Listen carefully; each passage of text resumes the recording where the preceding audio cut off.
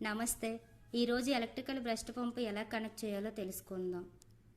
Electrical breast పంపులోని భాగాలు: valve membranes,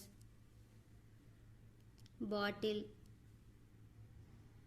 tubing, pump motor, adapter.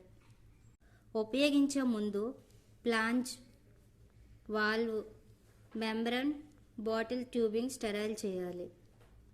Valve మెంబ్రేన్ని చూపించిన విధంగా కలపాలి. తరువాత దీన్ని బాటిల్కు అమర్చాలి. బాటిల్ పైభాగంలో ట్యూబింగ్ కనెక్ట్ చేయాలి. ట్యూబింగ్ యొక్క రెండవ చివరి భాగంలో మోటార్ పంపుకు కనెక్ట్ చేయాలి. కనెక్టర్ను మోటార్కు కనెక్ట్ చేసి అడాప్టర్ను స్విచ్ బోర్డుకి కనెక్ట్ చేయాలి.